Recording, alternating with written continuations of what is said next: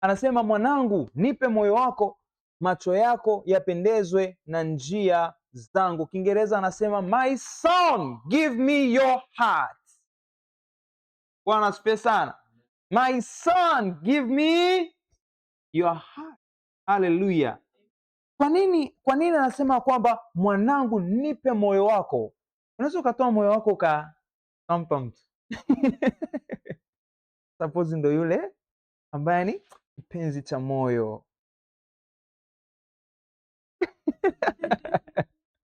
Bwana asifiwe sana. Ukizingatia ni daktari, anaona kabisa hapa hii surgery hapana, acha kabisa.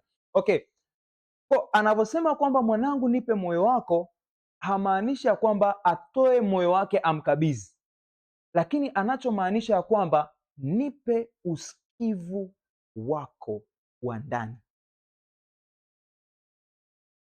nipe usikivu wako wa ndani.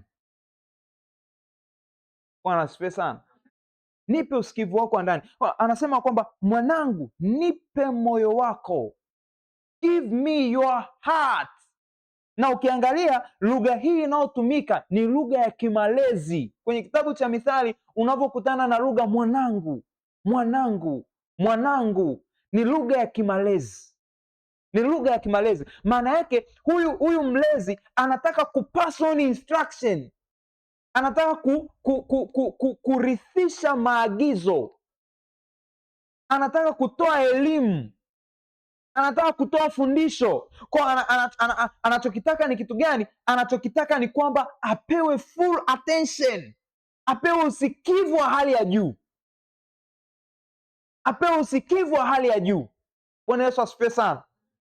Bila shaka mwandishi huyu anamzungumzia mzazi au mlezi ambaye ana elimu ya Mungu ambayo anataka kumkabidhi mwanawe, iwe msaada kwa huyu mtoto, imwonyeshe njia. Ndio maana anasema kwamba macho yako yapendezwe na nini? Na njia zangu. Maana yake you have to learn from me, unapaswa kujifunza kutoka kwangu. Bwana Yesu asifiwe sana. Kwa mfano nikuchomolee mstari mmoja, rudi sura ya 23, angalia ule mstari wa 12. Anasema kwamba elekeza moyo wako kusikiliza mafundisho, elekeza moyo wako kusikiliza mafundisho, tega masikio yako kusikia maneno ya maarifa. Elekeza moyo wako kusikiliza mafundisho, tega masikio yako kusikia maneno ya nini? Maneno ya maarifa. Maana yake huyu mlezi anadukua kutoka kwenye sheria ya Mungu, anadukua kutoka kwenye Torati, anataka kupass on. Lakini anavyotaka kupass on, anamtaka mwanaye ampe usikivu wa ndani. Bwana Yesu asifiwe sana. Sheria ya Musa ilikuwa inarithishwa kwa namna hii, ilikuwa inadai full attention, ilikuwa inadai full attention. Sheria ya Musa. How much more the message of the cross? How much more the message of the cross?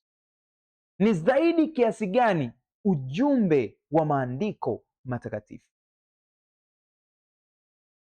Bwana Yesu asifiwe sana.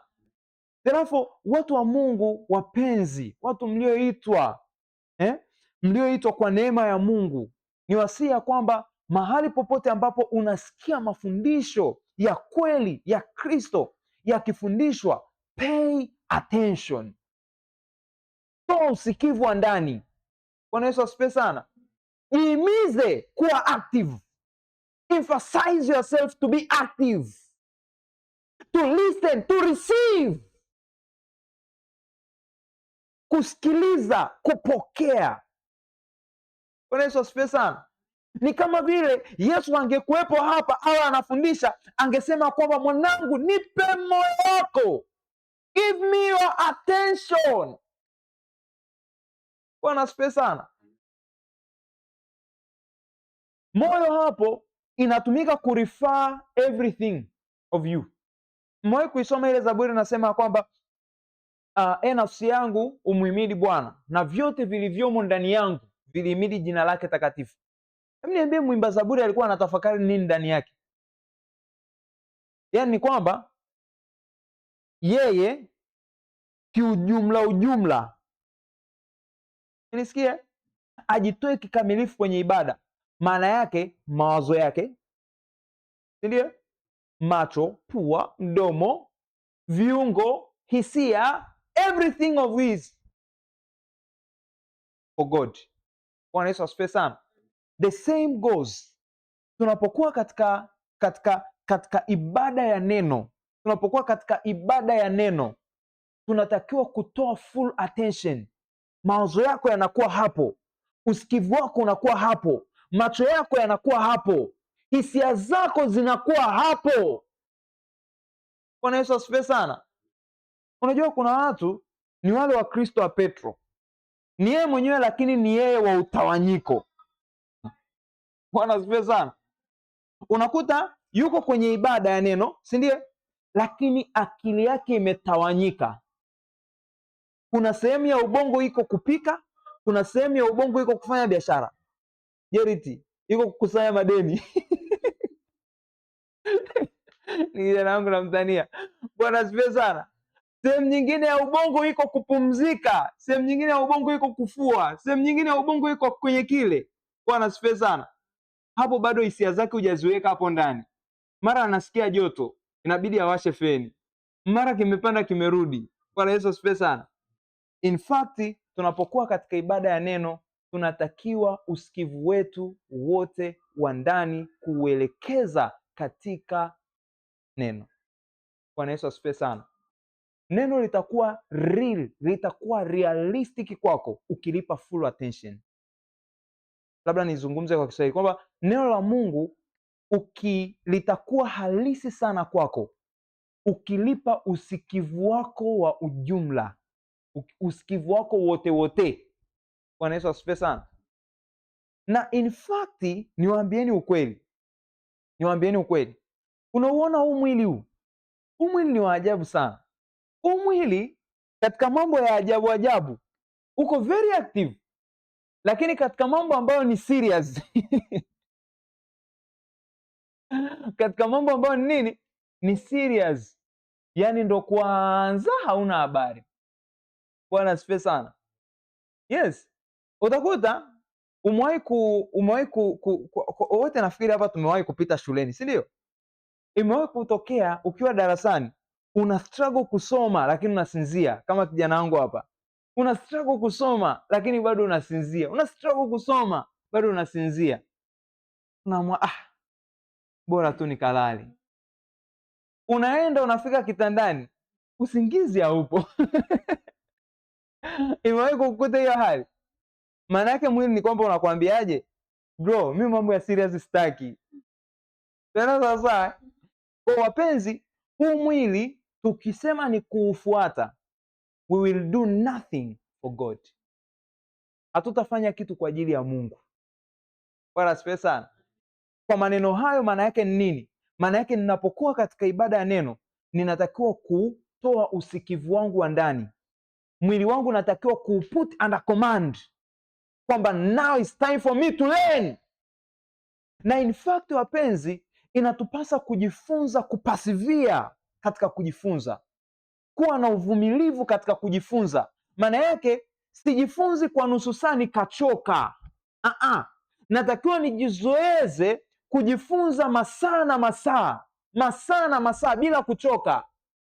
Jamani wapenzi, hebu njoni tujiulize, kusanyiko la Bwana Yesu lilikuwa limejizoeza kusikiliza mafundisho kwa kiasi gani, kiasi kwamba wanakaa nyikani na Bwana Yesu 3 days, siku 3. Just imagine, watu wametoka na vyakula mjini, sawa, wameenda kwa ajili ya kusikiliza mafundisho, wamevitumia vyakula walivyonunua, vimeisha, still bado they don't want to go back, hawataka kurudi, still bado wanaendelea kulisten. Ni discipline ya kiwango cha juu. Mwalimu hapa asubuhi amezungumza kuhusiana na discipline, si ndio? Nidhamu. Tunatakiwa kujizoeza kuvumilia katika kujifunza elimu ya utukufu wa Mungu. Bwana Yesu asifiwe sana. Bwana Yesu asifiwe sana. If you don't be a good student, forget to be a good teacher. Kama huwezi kuwa mwanafunzi mzuri, sahau kuwa mwalimu mzuri. Forget about it. Bwana Yesu asifiwe sana. Bwana Yesu asifiwe sana. Inapaswa kujikana nafsi yako mwenyewe. Sasa unaamua kujitoa kwa ajili ya kujifunza. Mwahi kujifunza ni uvumilivu wa kiasi gani ambao walikuwa wamejizoeza. Haya mambo wapenzi, natumia neno kujizoeza. Natumia neno nini? Kujizoeza. Hebu sema kujizoeza. Maana yake sio kitu cha mara moja. Twende sasa, ninatakiwa nijizoeze tena na tena, tena na tena, tena na tena. Twende sasa, ninavyojizoeza ninaendelea kuwa nini? Kuwa expert, kuwa mzoefu. Maana yake ninaendelea kuweza kukaa masaa mengi kusikiliza na kuweza kujifunza tena nikiwa active.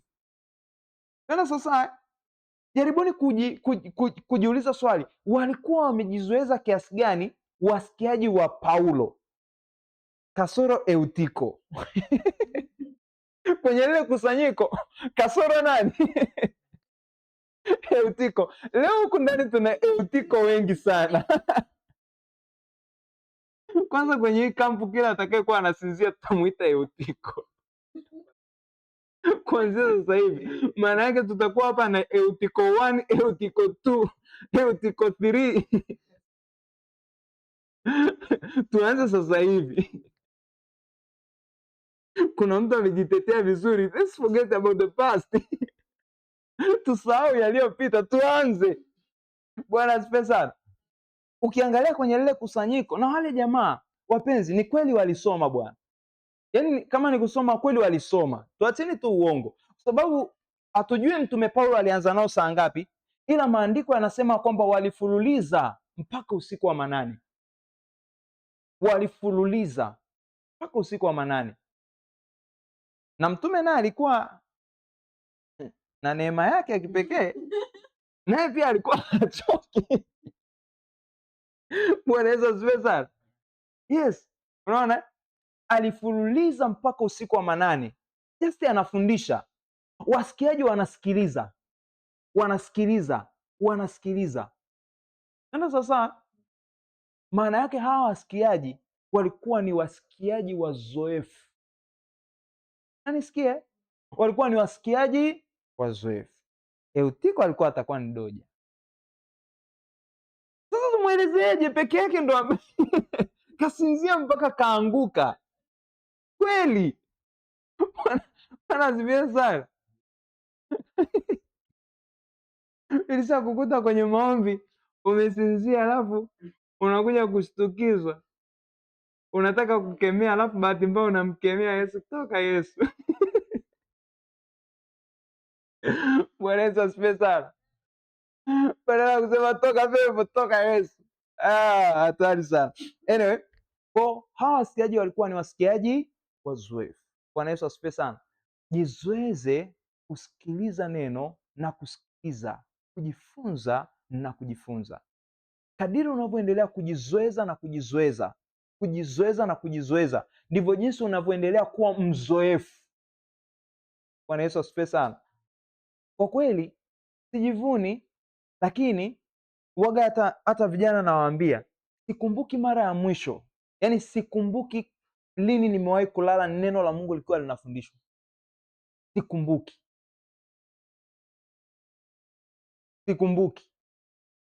Bwana asifiwe sana. Lakini si kwamba tu ilitokea hivi tu pa. Bwana asifiwe sana. Lakini ni matokeo ya kujizoeza na. Bwana asifiwe sana. Tumewahi kuwa na mikesha kwa ajili ya kuyasoma maandiko. Tulipasivia hapo, tulivumilia hapo. Bwana Yesu asifiwe sana. The same goes kwa kila mmoja wetu. Hebu njooni tuanze tena kuchochea hicho kitu, tuanze tena kukipika hicho kitu. Sawa? Kama kilikuwa kimekupotea, hebu tufanye kwamba tumekumbushana. Bwana sifiwe sana.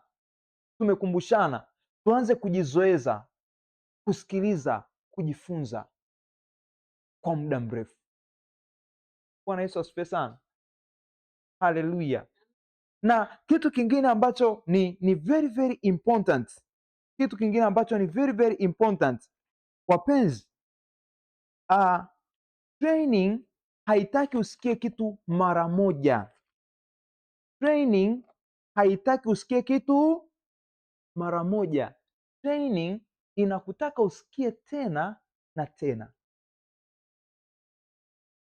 tena na tena. Bwana Yesu asifiwe sana. Unavyomsikia huyu mlezi anasema mwanangu, nipe moyo wako, ni kwamba hana mpango wa kumaliza wakati huo.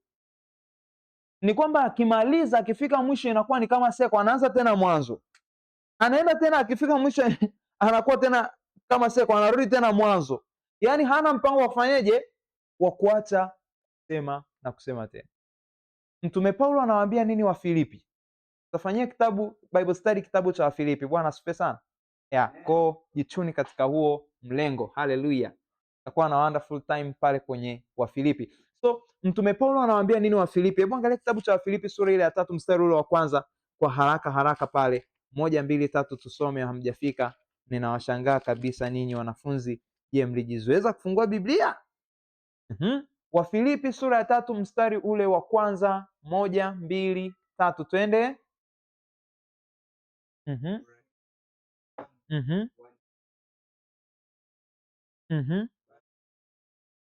Angalia kitu ambacho Mtume Paulo anakizungumza. Anasema, hatimaye ndugu zangu, furahini katika Bwana.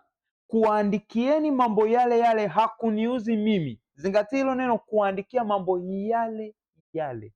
Maana yake maana yake hicho kitu amekiandika, amekirudia tena amekirudia tena, lakini pia hana mpango wa kuacha kukirudia.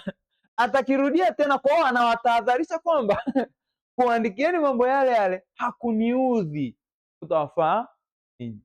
Bwana Yesu asifiwe sana. Ni kama kusema, mtume ni kama anasema hivi, kurudia kitu kile kile hakutakiwi kuwaudhi nyie, kulitakiwa kuniudhi mimi. Lakini by the way, na mimi nimejizoeza, kwa hakuniudhi mimi bali ninafanya hivi kwa faida yenu. Twenda sasa. Maana yake mafundisho ya Kristo ni kitu ambacho utakisikia, alafu utakisikia tena, alafu utakisikia tena, alafu utakisikia tena. Bwana Yesu asifiwe sana. Tunawaonyesha mfano kutokea kwenye mafundisho ya Bwana Yesu ambayo mwalimu ameyasema siku ya leo. Kitabu cha Mathayo sura ile ya 16. Kimbia pale. Mathayo sura ile ya 16. Hapa sasa, kwa kuwa ninawaonyesha tu, hatutafafanua, sawa?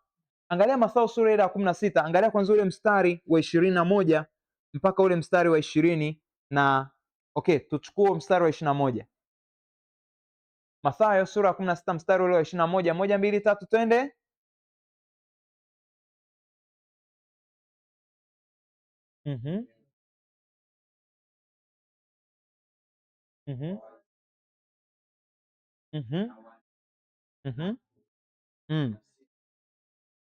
Tangu wakati huo Yesu alianza kuwaonya wanafunzi wake ya kwamba imempasa kwenda Yerusalemu na kupata mateso mengi kwa wazee na wakuu wa makuhani na waandishi, na kuuawa na siku ya 3 kufanyeje? Kufuka. Tunasema kithiolojia kwamba kwa mara ya kwanza kwa uwazi Bwana Yesu anawaambia wanafunzi wake kuhusiana na kile ambacho kitaenda kumtokea siku kadhaa baadaye kule Yerusalemu. Twende kwenye sura ile ya 17, alafu mnisomee mstari ule wa 22. Sogea sura moja mbele. 17 mstari wa 22. 1, 2, 3 twende.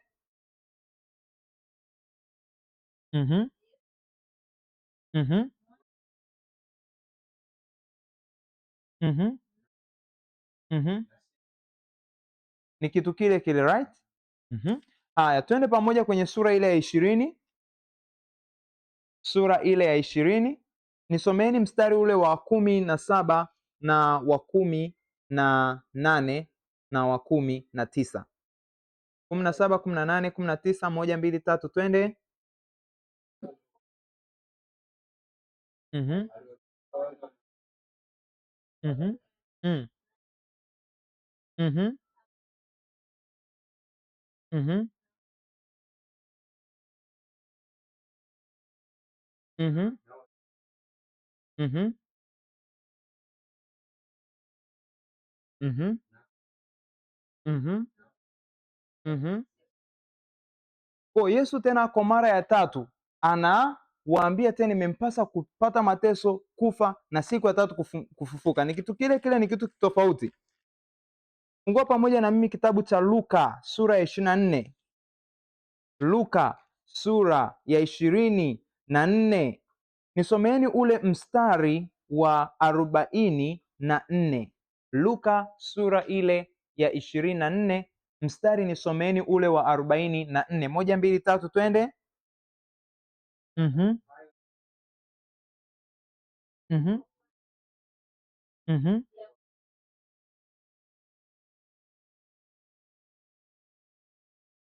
Mhm. Endelea, wa 45. Mhm. Akamwambiaje? Mm. Mhm. Ni fundisho lile lile au ni lingine?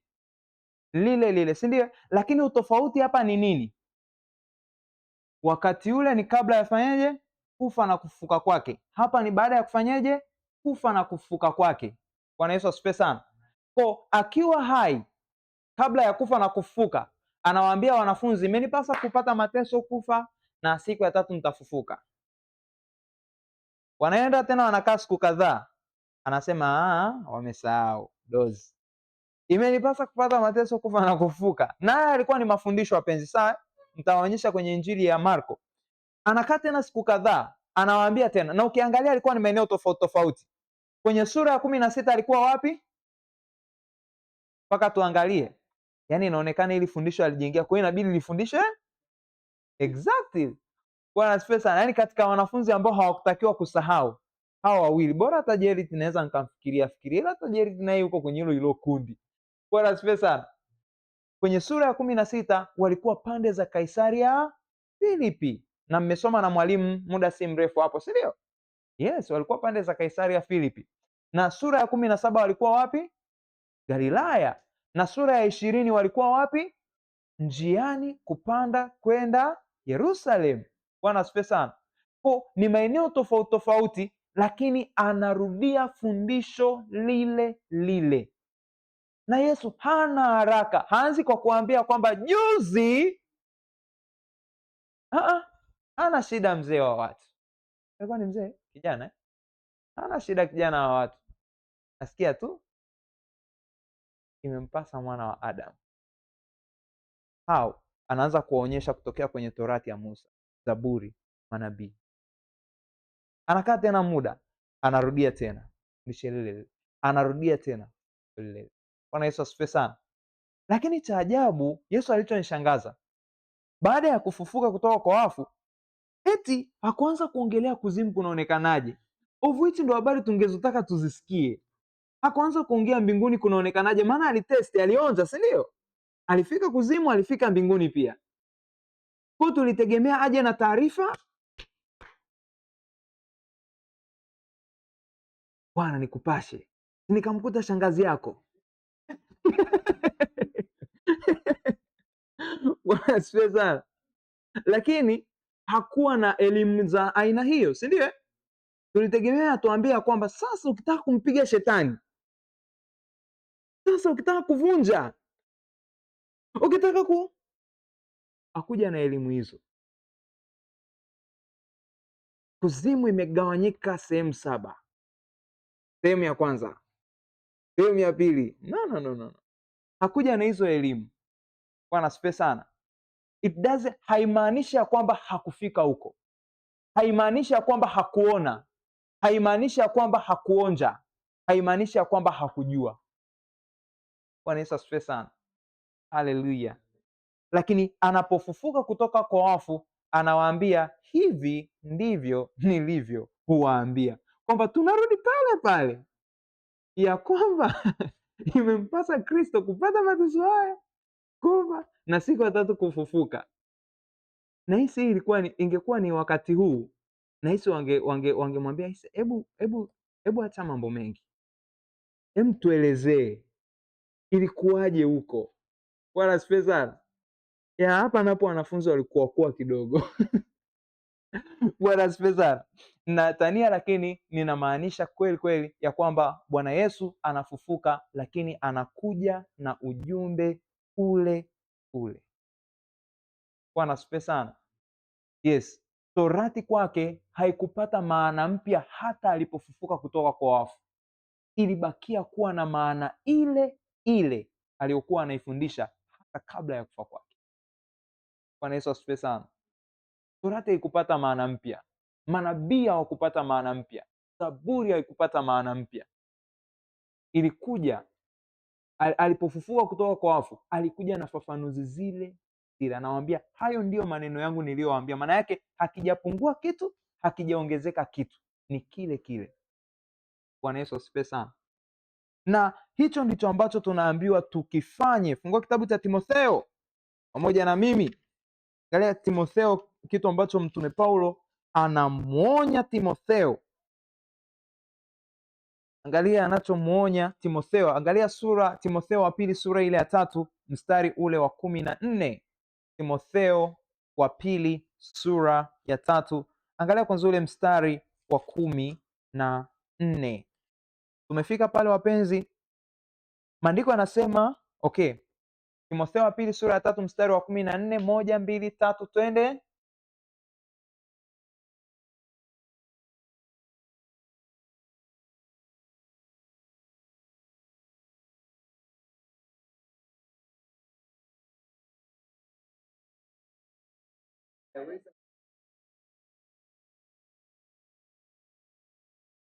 Bwana mwambie Timotheo mwanangu ya kwamba bali wewe ukae katika mambo yale yale uliofundishwa na kuhakikishwa. Na kwa nini mtume Paulo anasema hivyo? Ni kwa sababu hapo juu ametoka kumwelezea Timotheo, au ametoka kuzungumza kwa habari ya watu ambao wamepotoka katika mafundisho, hawakuweza kupasivia, hawakuweza kudumu katika lile fundisho.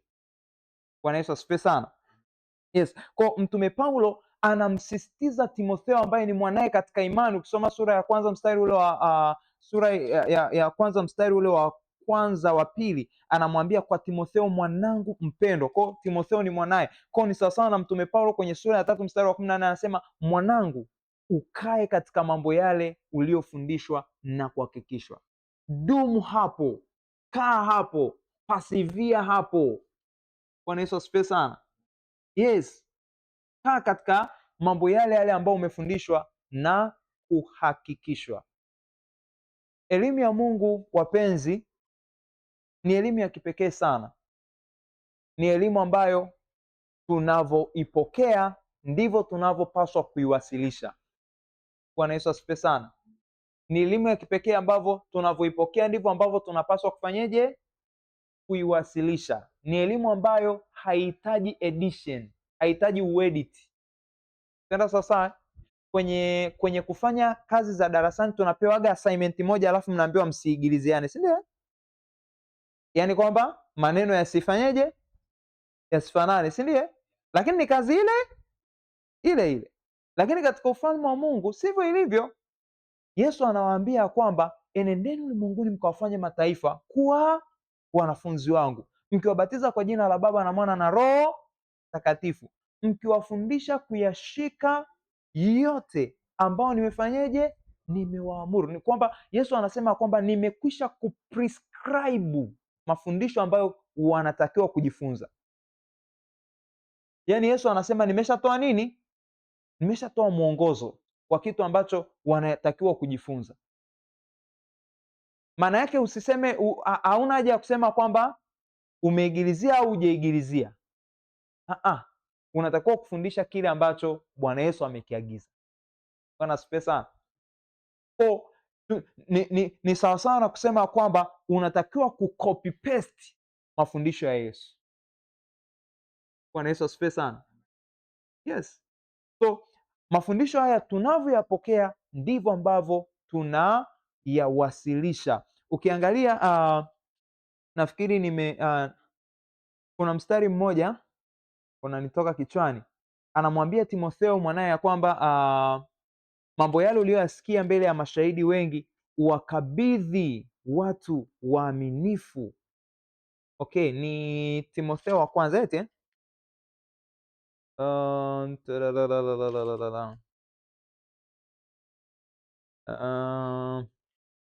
mambo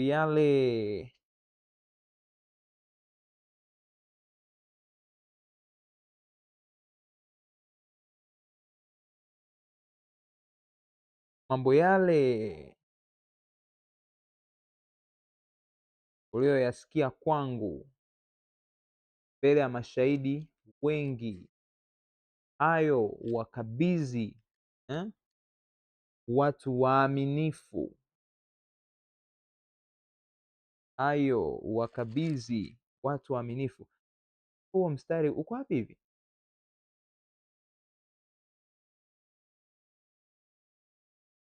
Mambo yale uliyoyasikia kwangu mbele ya mashahidi wengi, hayo wakabidhi watu wa 2:2 kumbe niko hapa. Okay, angalia Timotheo wa pili sura ya 2 mstari wa kwanza na wa pili, anasema basi wewe mwanangu uwe hodari katika neema iliyo katika Kristo Yesu. Unakuwaje hodari katika hiyo neema? Anasema mambo yale uliyoyasikia kwangu mbele ya mashahidi wengi, hayo wakabidhi watu waaminifu watakaofaa kuwafundisha na wengine. Ni mambo yale uliyoyasikia kwangu, hayo wakabidhi. Ni mambo yale uliyoyasikia kwangu, hayo uyakabidhi. Unaona jinsi ambavyo hii elimu inarithishwa Ni kama a certain property. A certain property ni kama property kwa Kiswahili ni nini?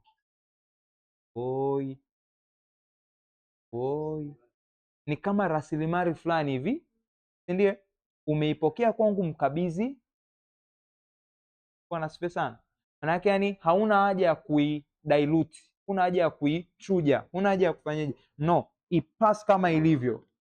Na utagundua kwamba ndivyo jinsi ambavyo Mtume Paulo naye pia amefanya. Kwa mfano, ukisoma Wakorintho wa kwanza sura ile ya 15, Mtume Paulo kuna kitu anakisema.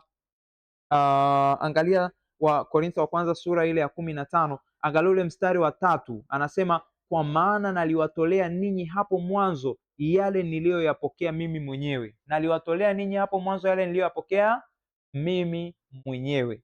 Ujumbe gani huo anaosema aliwatolea? Kristo alikufa kwa ajili ya dhambi zetu kama yanenavyo maandiko, na ya kuwa alizikwa, na ya kuwa alifufuka siku ya tatu kama yanenavyo maandiko. Kwa Mtume Paulo anaonyesha kwamba nimeipokea hii elimu na mimi nimewakabidhi kama ilivyo.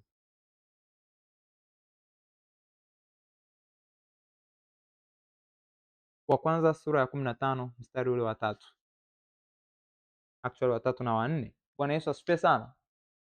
Kwa ya kwamba anasema kwamba naliwatolea ninyi hapo mwanzo yale niliyowapokea mimi mwenyewe. Bwana Yesu asifiwe sana. Kwa hiyo wapenzi, tunapokuwa katika mahali, tunapokuwa katika sehemu ambako tunajifunza neno la Mungu, tunatakiwa tutoe usikivu wetu wa ndani na tunalipokea neno la Mungu kama lilivyo, na tunalikabidhi kwa ndugu wengine. Bwana Yesu asifiwe sana. Kumbukeni ya kwamba kadiri ambavyo unaendelea kuwa katikati ya mafundisho ya Kristo, tunakutazamia naturally ufikie mahali pa kuwa mwalimu wa wengine. Bwana Yesu asifiwe sana. Bwana Yesu asifiwe sana. Yes, kuna ualimu kama huduma, sikatai. I don't object that. Bwana asifiwe sana. Ila ukisoma kitabu cha Waebrania, mwandishi wa Waebrania anasema kwamba wakati mwingi umepita, nilitarajia muwe walimu. Maana yake kuna wakati yani muamini kadiri anavyokaa kwenye mafundisho anatazamiwa ya kwamba anakuwa kufikia level ya kuweza kuwanacha wengine. Bwana Yesu asifiwe sana. Nimetumia neno kunacha. Kiswahili cha kunacha ni nini? Kuwalea. Yes, exactly. Thank you for a nicest word. Kuwalea wengine. Bwana Yesu asifiwe sana. Kwa hautakiwi tu kwamba unaenda pale tu unasikiliza tu kama redio unatoka unaondoka. Tunasikiliza kwanza kabisa ni part of worship, ni ibada yetu kwa Mungu. Unafahamu kusikiliza neno ni ibada eh? Yes, kusikiliza neno ni ibada yetu kwa Mungu, ndio. Cha pili ni for my learning, yani nijifunze, nijue. Lakini cha tatu niweze kushare na wengine. Kwa sisikilizi kwa ajili ya Mungu tu, sisikilizi kwa ajili yangu tu, nasikiliza pia na kwa ajili ya wengine. Bwana Yesu asifiwe sana. Kwa hiyo tunatoa full attention katika eneo la kujifunza, kwa sababu ni ibada yetu kwa Mungu, kwa sababu ni kwa ajili yetu, lakini pia ni kwa ajili ya wengine. Bwana asifiwe sana. Haleluya. Wangapi tumefika pamoja hapo? Are we together there? Gari letu limefika hapo pamoja? Eutiko wetu ni nani? Tuwe waaminifu basi, tumtaje. Eutiko wetu wa leo ni nishaona anatetewa. Unaona ameanza kujihisi.